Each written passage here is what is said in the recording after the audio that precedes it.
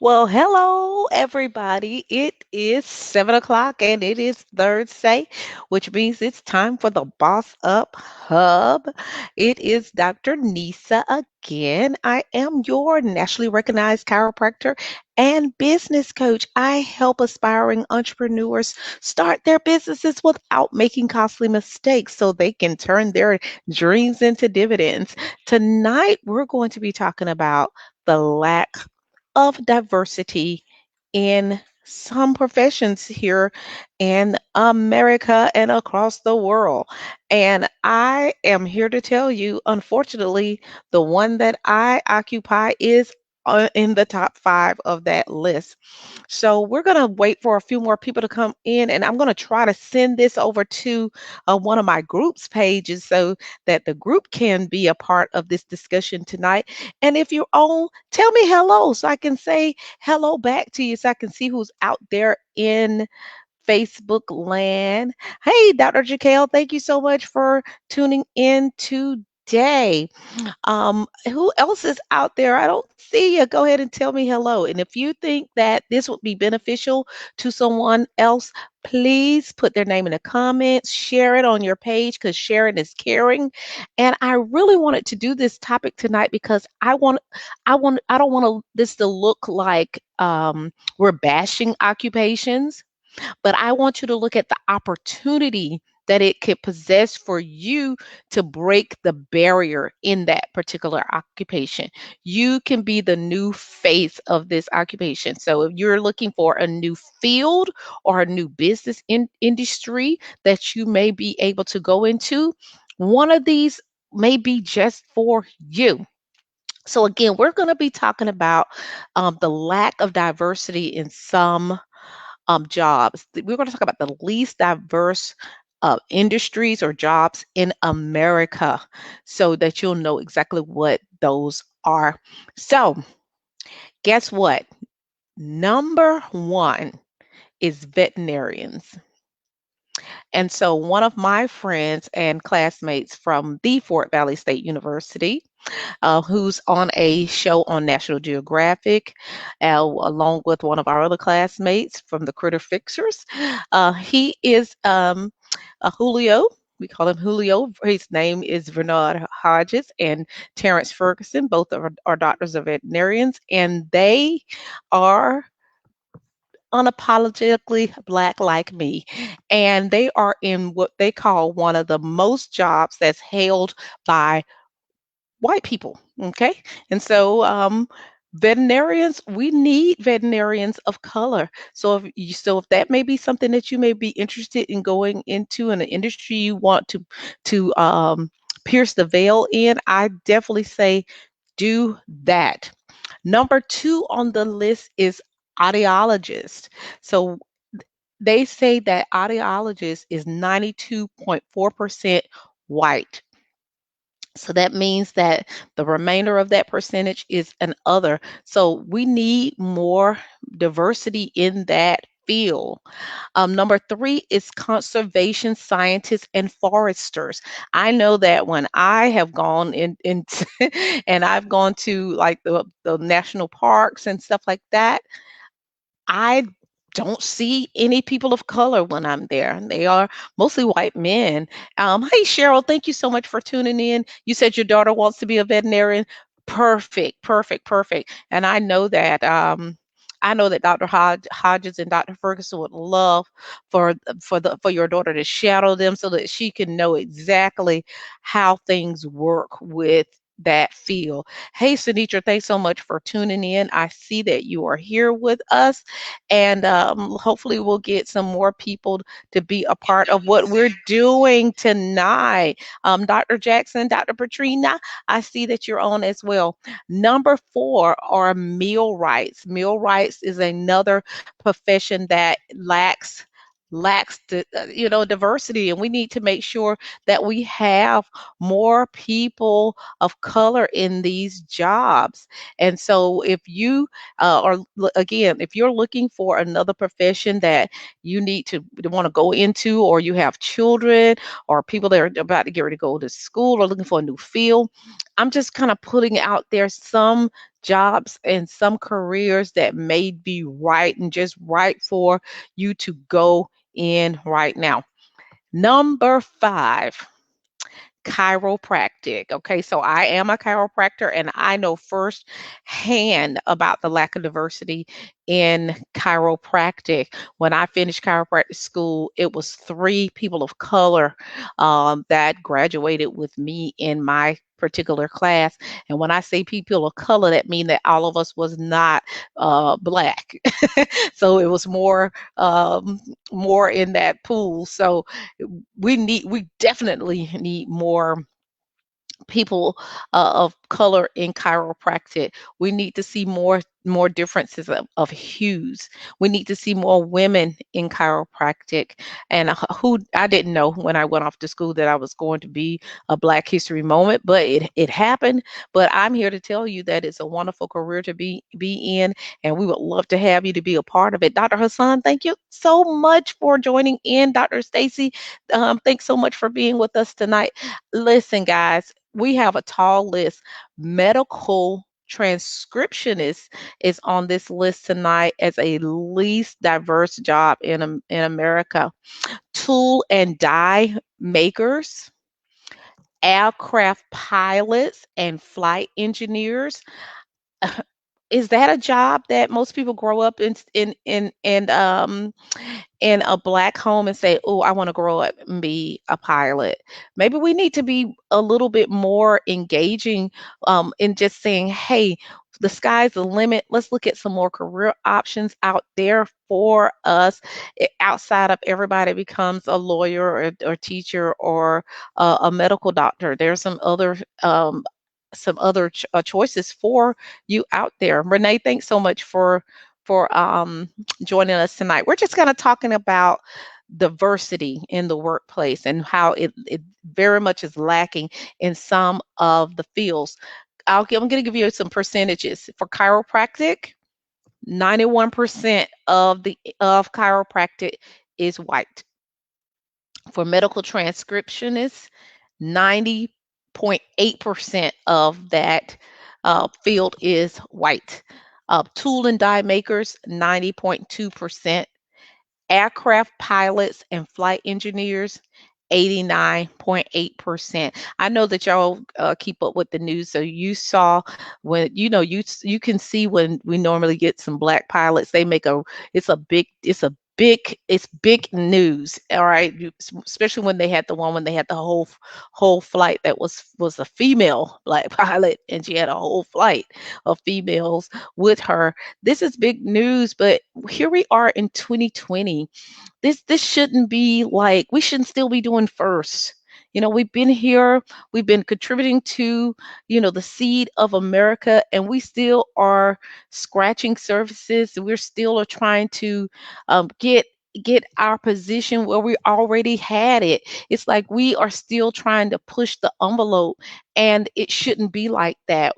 We have made our contribution to America, and so it's time for us to be rewarded those fruits of our labor. The ninth industry that is 89.6% white is speech language pathologist. So that is a career to maybe think about. Hey, Grayson, thanks so much for tuning in. Dexter, thanks so much for being here tonight. And number 10, it's nurse anesthesists. So if 89.4% of that occupation is of white. So these are your top 10 least uh, diverse jobs in America. So I'm going to say pretty much 90% or more of this or of these fields are filled with white people, and so we shouldn't be at a time right now where there's lack of diversity anywhere. So I want you to kind of look at this and say, hey, where can I go and how can I make a difference? Because now I'm going to give you the other side of the spectrum. Hey, Dr. Annette, thanks so much for tuning in tonight. I'm going to now tell you the 20 most what we call diverse jobs or most common jobs in America, the the jobs that really do make up um, a whole lot of different spectrums of people, and cashiers is one of them. All right, and retail salesperson, secretaries and administratives, elementary and middle school teachers, drivers, first line supervisors, registered nurses, janitors, customer service representatives, cooks, waiters and waitresses, nurses, home health aides, construction laborers, stock clerks, maids, housekeeping, childcare workers, grounds maintenance, and post-secondary teachers. And you look at the list and you compare that list to the ones that I was saying before, we can definitely look at the difference in the income potential of each one of those jobs. At some point, the income potential is going to fade in the jobs that we just got finished talking about. But these are your most diverse jobs, or the ones that I just got finished saying, where you're going to have a high level of different types of ethnicities that are going to be in them. Okay, so let's talk about the jobs that are most held by African Americans. And this is going to be our top 10 jobs that are held by African Americans. Because see, we're going to do something about it. We're going to pierce some ceilings in some of those jobs that are 90% or more white. And so we can have some more representation. So these are the jobs that are held by African Americans. Should we be creating opportunities in these area? Let's show this question. We have a question. Should we be creating opportunities in these areas? Should we be looking to become entrepreneurs in some of these fields? Heck yeah. That is definitely the point of this entire engagement, is to try to get you to open up your mind, think more out of the box when it comes to careers. And when you see someone that's doing the career that is of color, ask them, hey, can I shadow you? Can I see what this feels like? Can you tell me a little bit more about what this is? And look at the earning potential that's there, as well as really getting your feet wet in what it takes to do the particular job. Tracy, thanks so much for watching. Tiffany, oh, thanks so much for tuning in tonight. So the number one job of African Americans is a barber. The number two is a transportation attendant. Number three is a nursing and home aide. Four, a textile operator. Five is a postal service mail sorter. Number six is security.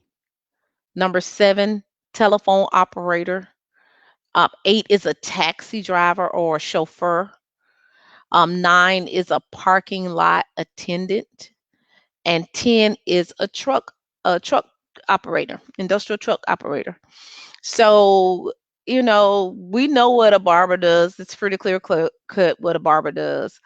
But when it comes to like transportation attendants, that's number two on this list. It kind of can get kind of lost, but we can definitely see that whoever does that is ensuring the safety and comfort of some type of passenger out there.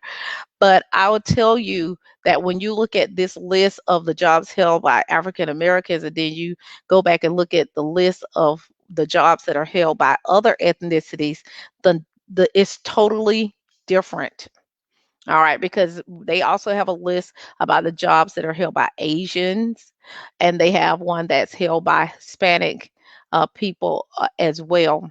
And so the list starts telling a story. And right, and we got to start doing something that's totally different than the story that others may have for us. We have to create our own lines of communication for ourselves. Um, hey, hi, Gene, thanks so much for watching. Ashley, thanks for watching. Joy, thanks for watching. And Nay, thanks for watching. Okay, so get this. We just went through the list of what the top jobs are for African Americans, or the highest jobs that are or percentage or largest percentage of jobs that are held by African Americans. Watch this. Here we go. Asian, personal appearance workers, medical and life scientists, software developers, physical scientists. Hey, Angie, thanks so much for watching, cuz. And if you're not getting a little bit upset as I read these lists, you need to really think about that. All right. Medical diagnosing practitioners, computer and information research scientists, mathematics and statistics, computer hardware engineers, gaming service workers, physicians, and surgeons. That's Asian. All right, let's go back to the African American: barbers, transportation, nursing, drivers, telephone operators, post service mail sorters, home aides. All right, we got to do something about this because the racial divide is there, and you have to have capital to move yourself out of the situations that you're in. All right, hey, Dr. Barber, thanks so much for watching. So I think a question is, where and who is this list formulated by? So that's a very, very good question. So I'm going to give you that. The source comes from the American Community Survey. They did this during the census. All right. So if that helps you, you can now understand like how important completing some of that is for us.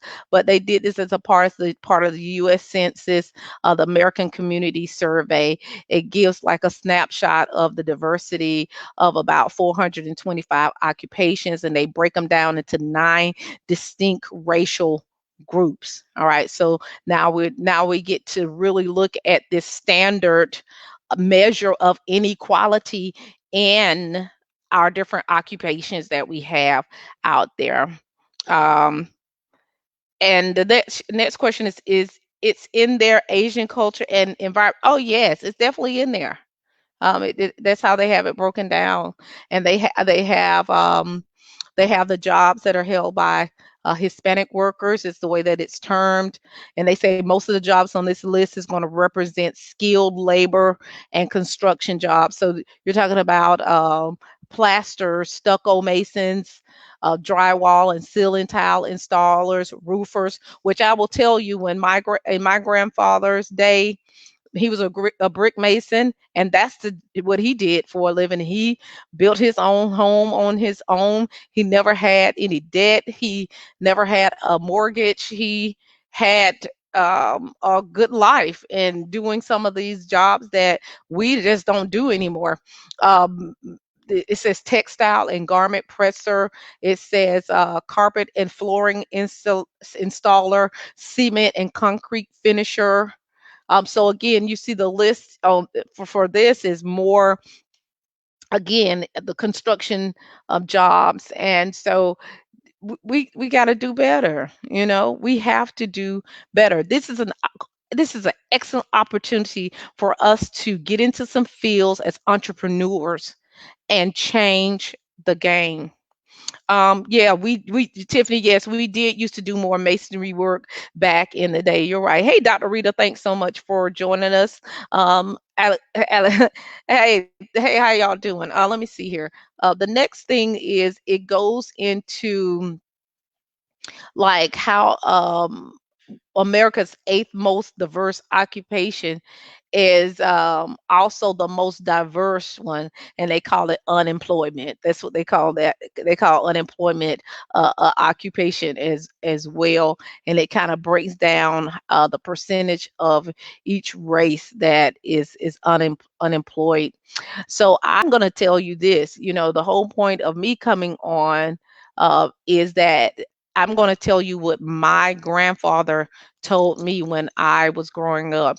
He said everybody needs to have a trade and a profession. And it wasn't until I started to get older that I really understood what he meant by that. All right, because when you when you work for someone, you're going to be totally limited in how far your reach can be. But when you work for yourself and you have that skill that's yours and nobody can take away from you, you can create your own opportunities from that. And it's just really important to really understand that and get your mind set that don't want to stay in the land of scarcity. I want to be in a land of, prosperity, where I can do more with this information. I can do more with this intellect. I can do more with what I have and that I'm good with. If I'm good at working with my hands, I'm going to do that, and I'm going to create my own job. I'm going to create my own business doing those things. So it's very, very important that we really think about that. We have a comment. We were also kept from a lot these more prevalent trade jobs that could keep food on the table, but now it's about getting degrees and staying in debt. You're right. Hey, Rodney, thanks so much for being here tonight. But you're right. But I would tell you some of the jobs that I was talking about earlier, as it relates to the lack of diversity in those jobs, yes, they do require a lot of education to be able to do that. A lot of post-secondary education is required for them. But you have to understand, with even with that, the income potential is greater there as well, because in this list that we talked about in the beginning, with the veterinarians, the audiologists, the conservation scientists, the millwrights, chiropractors, medical transcriptionists, tool and die makers, pilots, speech language pathologists, nurse anesthesists. We have podiatrists is in that list, occupational therapists, surveyors, dental hygienists, nurse practitioners, psychologists, writers and authors, librarians, morticians. Uh, these are the lawyers, judges, magistrates. All of these are in what we call the least diverse jobs in America.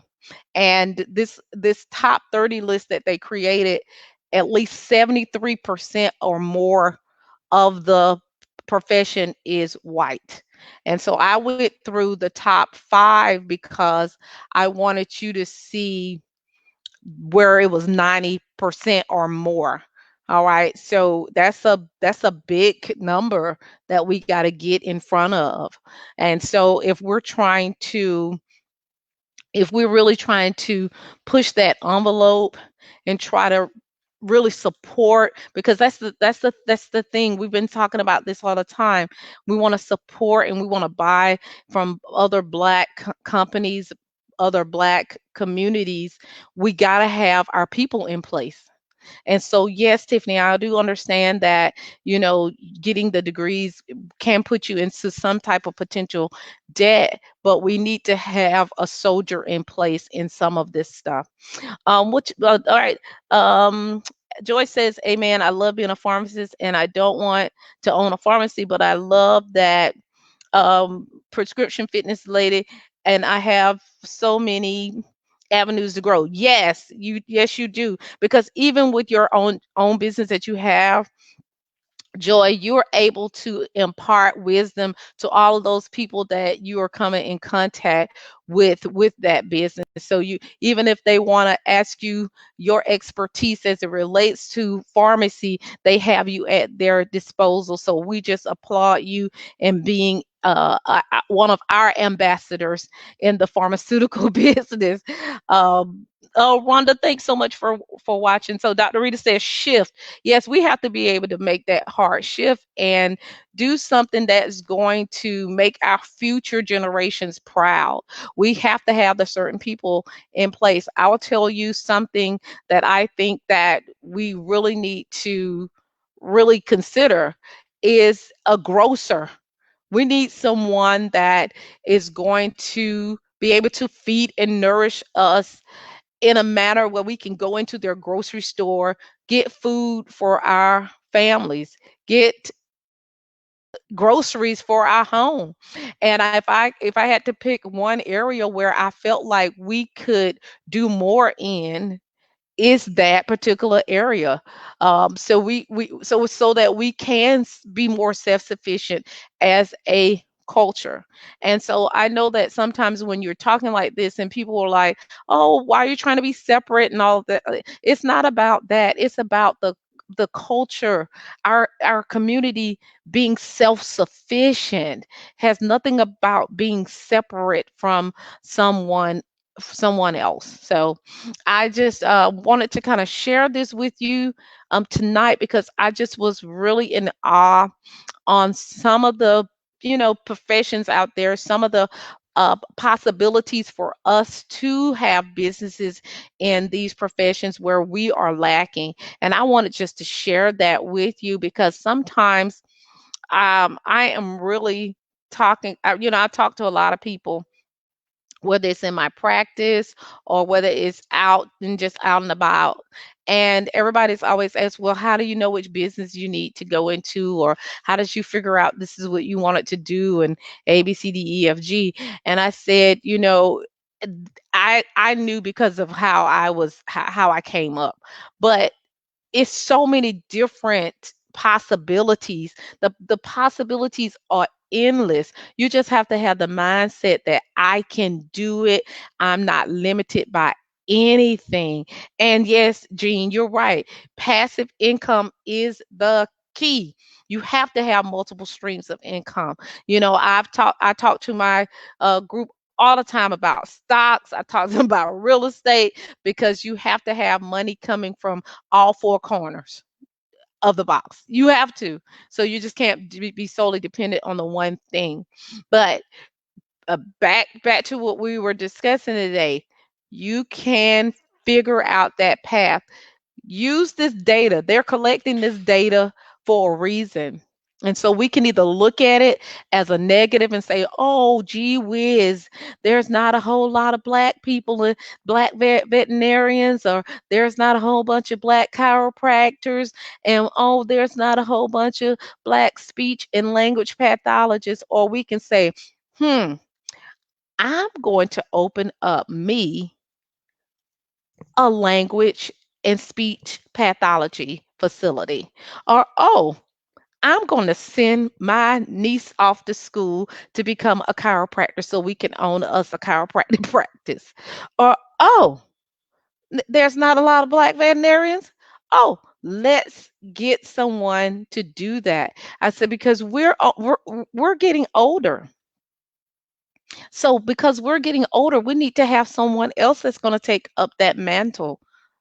So just, kind of just keep those things in mind as you're searching for a business industry to go into. Everybody can't do the hair. All right. All right, because and the only reason why I'm saying that is because that's number one on the jobs that are held by African Americans. It says barbers. So I'm going to assume that cosmetology is engulfed in that as well. All right. So everybody can't do that. We need more than that in our culture. All right. So again, I'm Dr. Nisa. It has been amazing sharing this joyride with you tonight. And I hopefully something that I said today has imparted with you to go and share that with somebody else and give them some of the nuggets and wisdom that we've been talking about and discussing tonight. I just want to leave you with this. If I'm able to help you in any kind of way of anything that we're doing or anything I said, I want you to go to my website. It is drnissa.com. That's drnissa.com. I'm able to kind of help you with this whole thing, kind of guide you through everything as it relates to business inception, up financing, marketing, everything. And also, if you're interested in doing a consultation with me, it's totally free.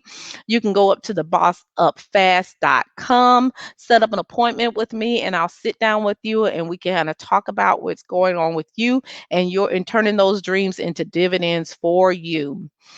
It has been my pleasure tonight to be with you on the Boss Up Hub. Again, I'm Dr. Nisa. I am a nationally recognized chiropractor and a business coach. I help aspiring entrepreneurs start their businesses without making costly mistakes so they can turn their dreams into dividends. It's been an amazing ride, and I will see you soon.